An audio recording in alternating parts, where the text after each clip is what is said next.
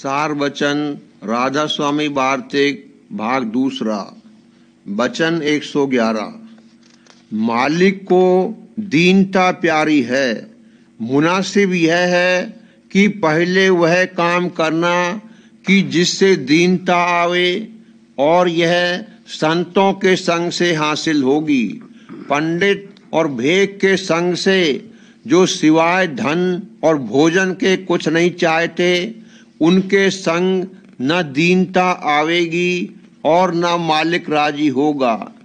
जिसको यह बात हासिल करनी मंजूर होवे, उसको चाहिए कि अपने वक्त का सतगुरु तलाश करके उनकी भक्ति करे, तब मालिक राजी होगा। और जब तक संत दयाल न मिले, तब तक किसी को अपना गुरु न बनावे। वचन 112। जिसको नसीहत की जाती है वही बुरा मान जाता है। इस सबब से मौका देखकर बात करनी चाहिए, और जो कोई न माने तो उसके साथ हठ करना मुनासिब नहीं है, और उसके कायल करने का इरादा नहीं करना चाहिए। वचन 113। सतगुरु की पहचान उसको होगी जो संसार की तापों में तप रहा है, और जो उन तापों को सुख रूप जानता है, वह कभी सतगुरु को नहीं पहचान सकता है। और मुख्य पहचान वह है जो सतगुरु आप बख्शें, इससे बढ़कर कोई पहचान नहीं है। वचन 114। संत फरमाते हैं कि यह कुछ जरूर नहीं है कि जिसका आदि होवे उसका अंत भी होवे। यानी संतों ने मौज से ऐसी रचना भी रची है कि जिसका आदि है पर अंत नहीं है। वचन 115। नाम दो प्रकार का है, वर्णात्मक और ध्वन्यात्मक। ध्वन्यात्मक का फल बहुत है और वर्णात्मक का थोड़ा। जिसको डर 84 का है, उसको मुनासिब है कि ध्वन्यात्मक नाम का प्राप्ति वाला सतगुरु खोजे, तो 84 के चक्कर से बचेगा। और जो वर्णात्मक नाम में रहे तो उनकी 84 नहीं छूटेगी। वचन 116। सब काम छोड़कर एक अपने वक्त के सतगुरु का हुक्म मानना चाहिए और उसके मुआफिक अमल करना चाहिए। इसमें इसका काम बनेगा। सबका खुलासा यह है। वचन 117। जैसे संसार के पदार्थों का यह जीव मोहताज है, ऐसे ही परमार्थ का मोहताज नहीं है। और जैसे संसारी पदार्थों के वास्ते दीन होता है, ऐसा नाम के वास्ते दीन भी नहीं होता है। और जो कभी दीन भी होता है तो कपट के साथ। पर सतगुरु अंतर्यामी है, वह इस तरह कब नाम की बख्शिश करते हैं। और सबब सच्ची दीनता न आने का यह है कि यह जीव बेगरज है। सच यह है कि जब तक यह जीव सतगुरु के सामने सच्चा दीन न होगा, तब तक जो मालिक भी उसको तारना चाहे तो नहीं तार सकता है। वचन 118। जीव जो बाहरमुख हैं, वह अंतर का हाल नहीं जानते, और जब तक अंतर्मुख उपासना शब्द की न होगी, तब तक कारज नहीं सरेगा। बाहर सतगुरु की उपासना और सत्संग, और अंतर में शब्द की उपासना दोनों बराबर करनी जरूर है। वचन 119। जो वेद के मत को मानते हैं, उनको वेद के स्थान की प्राप्ति भी बिना सतगुरु वक्त के नहीं होगी। इससे वक्त के पूरे सतगुरु का खोज करना चाहिए। वक्त के पूरे सतगुरु का खोज करना जरूर चाहिए, और उनकी जितनी स्तुति करे सब मुनासिब है। और जब वे भाग से मिल जावें तो उनकी महिमा का वार पार भी नहीं है। और जो उनको ब्रह्मा से आदि लेकर जितने हो गए उन सबसे बड़ा कहें तो कुछ हर्ज नहीं है, क्योंकि सब तरह से वक्त के पूरे सतगुरु की बड़ाई है। जो कि गुजर गए हरचंद वह पूरे थे, पर हमको उनसे अब कुछ हासिल नहीं हो सकता है। जो कुछ हासिल होगा अपने वक्त के संत सतगुरु से हासिल होगा। वचन 120। कर्म ही भुलाने वाला है और कर्म ही चिताने वाला है।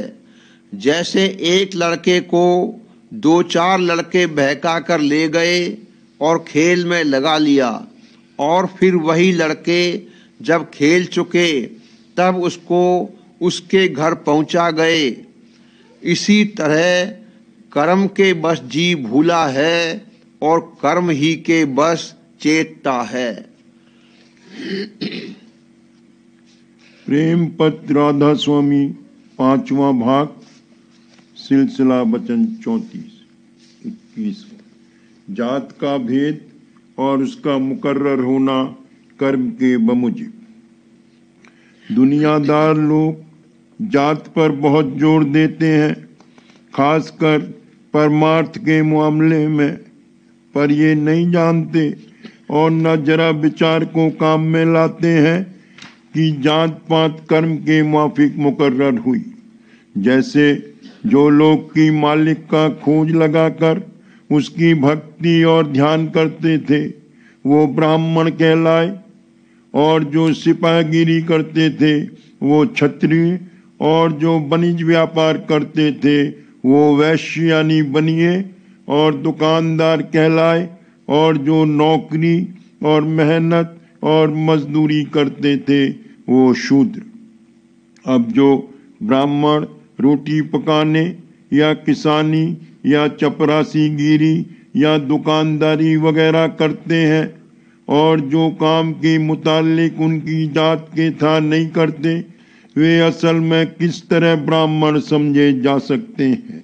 इसी तरह से जिन जात वालों ने अपना काम छोड़कर दूसरा काम ले लिया वो भी असल में उस जात में न रहे, क्योंकि जो कोई शख्स पुरानी चाल के मुआफिक ऐसे जात ब्राह्मणों से उनके असली पेशे यानी परमार्थी कार्रवाई का हाल दरियाफ्त करना या उनसे ब्रह्म विद्या सीखना चाहे तो वो कुछ भी नहीं कह सकते।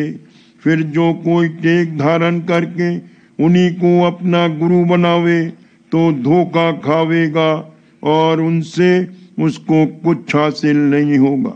इसी तरह जो कोई वैद्य या हकीम के खानदान में से है या किसी वक्त के बड़े हाकिम या राजा के घराने में से है और अब उसने दूसरा पेशा इख्तियार कर लिया है और न वैद्यक और हकीमी जानता है और न अमीरी और राज उसके घर में है, तो जो कोई उससे अपनी बीमारी का इलाज कराना चाहे या कोई कजिए झगड़े का फैसला चाहे तो वो कुछ भी कार्रवाई बाप दादे के माफिक नहीं कर सकता।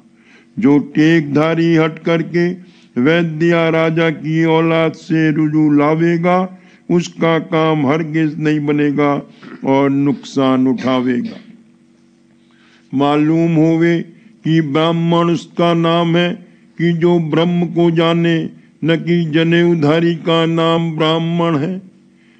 जन्मने जायते शूद्रा संस्कारादिच उच्चते वेद पाठी भवेद विप्र ब्रह्म जानाति ब्राह्मण। यानी पैदाइश के वक्त सब ब्राह्मणों की औलाद शूद्र है और जब जनेऊ धारण करके गुरु की सेवा में लगे तब द्विज और वेद पढ़ लेवे और उसका पाठ करें तब विप्र, और जब ब्रह्म को पहचाने तब ब्राह्मण नाम कहा जाता है। फिर जो ब्राह्मण की रश्मि परमार्थ की कार्रवाई कर रहे हैं यानी सत्यनारायण और एकादशी और दशम स्कंद भागवत और रुक्मिणी मंगल और रामायण और दुर्गा वगैरह की कथा कहकर अपने कुटुंब का गुजारा कर रहे हैं, या मंदिरों में पुजारी का काम कर रहे हैं, या बीमारों और कामना वालों की तरफ से जाप करते हैं, या पत्रा देखकर मुहूर्त वगैरह बताते हैं और विवाह कराते हैं, और तीर्थों के मुकाम पर पंडे कहलाते हैं, या कंठी बांधकर मामूली नाम या मंत्र कान में फूंककर जीवों को चेला करते हैं, और हर साल रामत यानी उगाई करने को शहर ब शहर चेलों के घरों पर जाते हैं। ये सब और बहुतेरे जो इसी किस्म के काम करते हैं और दान पुण्य और खैरात लेते हैं, सब पेशे वाले और रोजगारी हैं। इनके मन में मालिक का खोज या प्यार या भाव बिल्कुल नहीं है, और न चाह उसके दर्शनों की या भेद या जुगत के जानने की है। ऐसे ब्राह्मणों से एक जर्रा सच्चे परमार्थ का किसी को हासिल नहीं हो सकता है।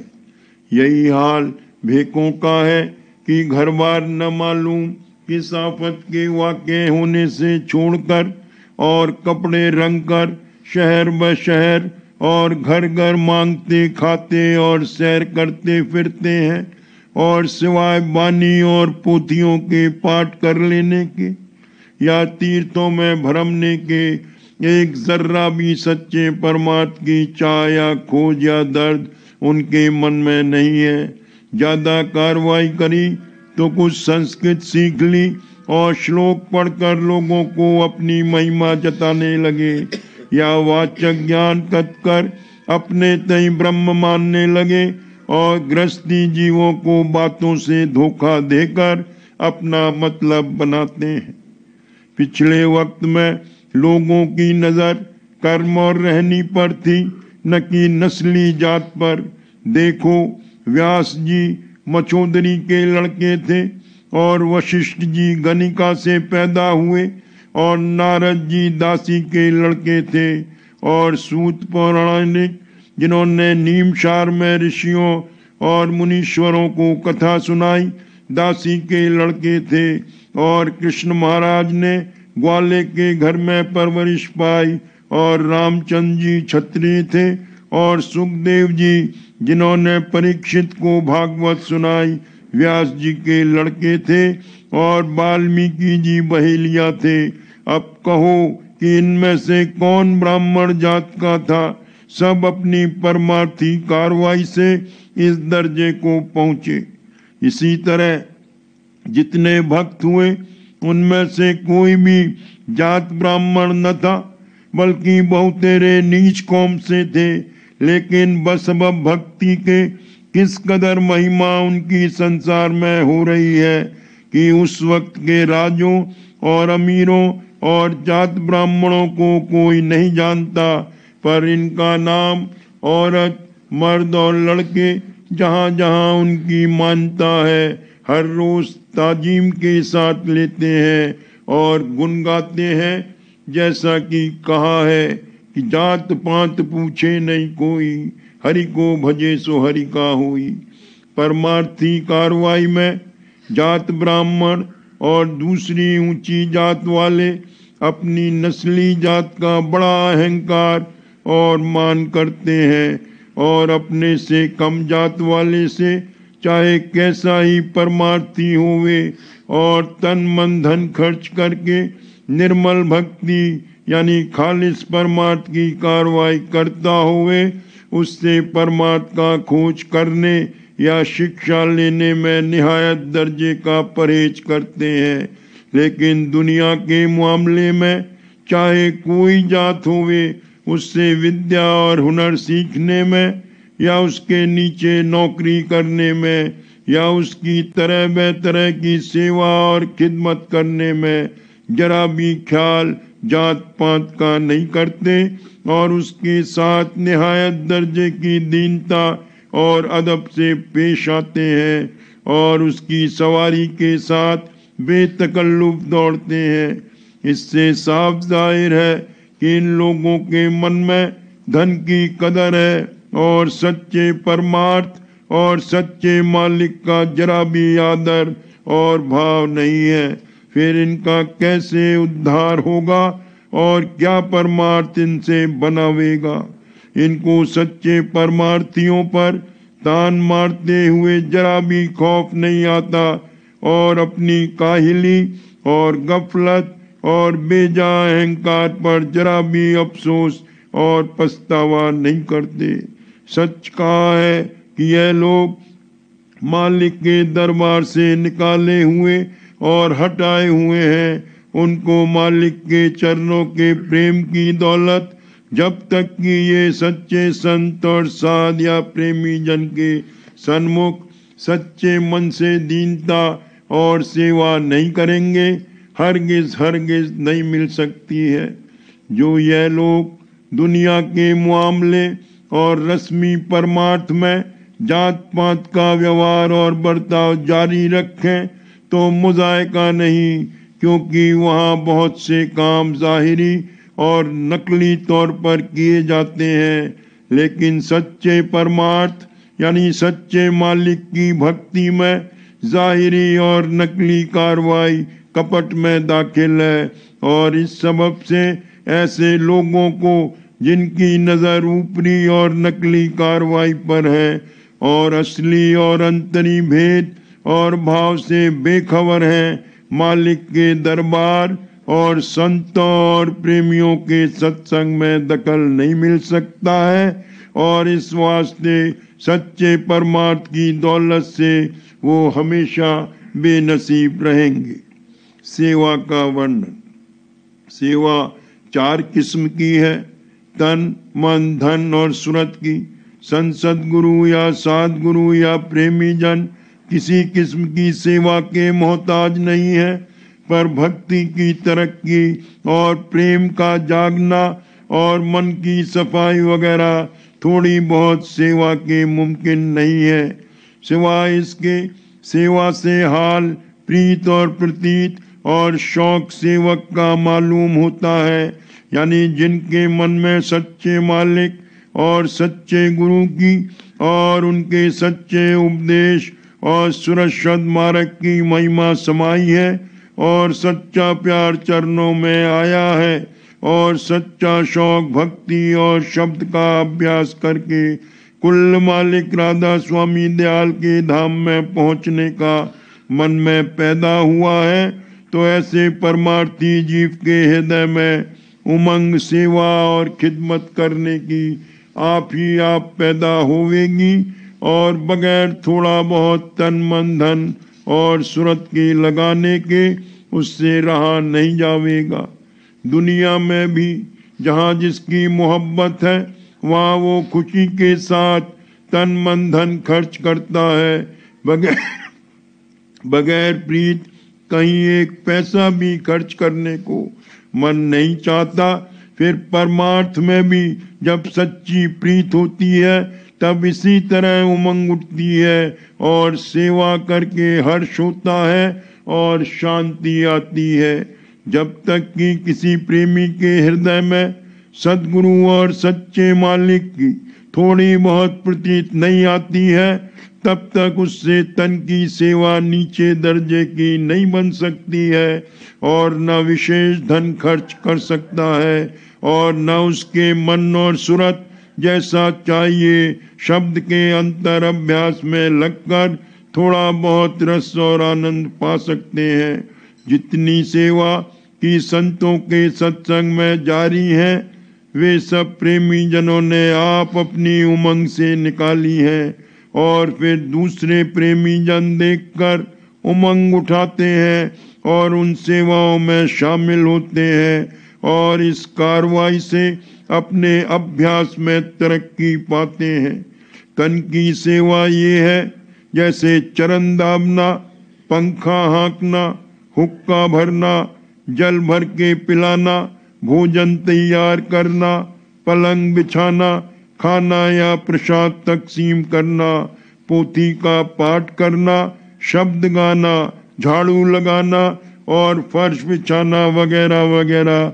ये जरूर नहीं है कि हर कोई ये सेवाएं हर रोज करे, मगर 1 2 या 3 बार हर एक किस्म की सेवा को कर लेना मुनासिब है, ताकि जब वक्त आवे और जरूरत पड़े तब फौरन उमंग के साथ उस सेवा को अंजाम देवे और किसी तरह की झिझक या शर्म मन में न लावे। फायदा खिदमत और सेवा का ये है कि मन में मान और झिझक न रहे और सफाई और प्यार पैदा होवे और प्रतीत सदगुरु और कुल मालिक के चरणों में बढ़े और महिमा उनकी ज्यादा से ज्यादा चित्त में समावे और अंतर अभ्यास में आसानी होवे।